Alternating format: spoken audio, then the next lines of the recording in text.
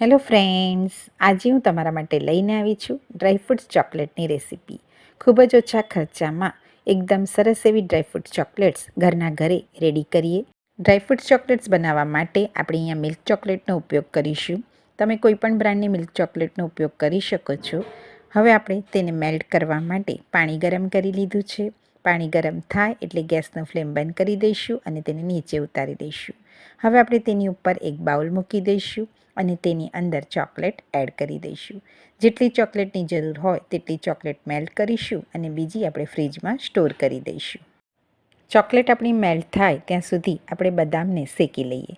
તો અહીંયા એક પેન લીધો છે. પેનની અંદર બદામ એડ કરી દઈશું અને સ્લો ગેસના ફ્લેમ પર તેને સરસ રીતે શેકી લઈશું.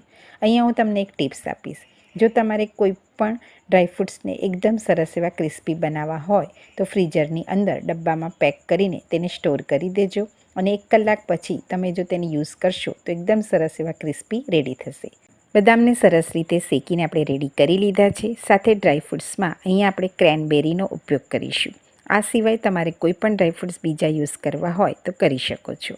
અહીંયા ચોકલેટ સરસ રીતે મેલ્ટ થઈ ગઈ છે. તો ચલો ચોકલેટ મોલ્ડ લઈ લો અને તેની અંદર સરસ એવો શેપ આપી દઈએ.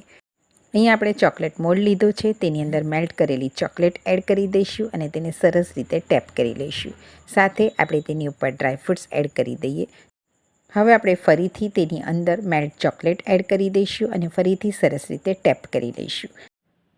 આ રીતે ચોકલેટ મોલ્ડ સરસ રીતે રેડી થઈ ગયો છે. તો ચલો ફ્રીઝરમાં તેને સેટ કરવા માટે મૂકી દઈએ. તો ફ્રીઝરની અંદર આપણે તેને અડધો કલાક માટે સેટ થવા દઈશું.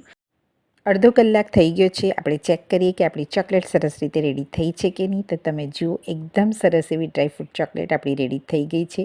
આ ચોકલેટની રેસીપી મારા બાળકોએ બનાવી છે. ચોક્કસથી તમે પણ તમારા બાળકો સાથે બનાવજો. ખૂબ જ ઓછા ખર્ચામાં ડ્રાયફ્રૂટ ચોકલેટ્સ રેડી થઈ જશે અને ટેસ્ટમાં ખૂબ જ સરસ લાગે છે. ચોક્કસથી રેસીપી ટ્રાય કરજો. રેસીપી ગમે તો લાઇક કરજો, શેર કરજો. સાથે મારી ચેનલ અનન્યાઝ હોમ કિચનને ચોક્કસથી સબસ્ક્રાઈબ કરજો. ફરી મળીશું આવી નવી રેસીપીઓ સાથે.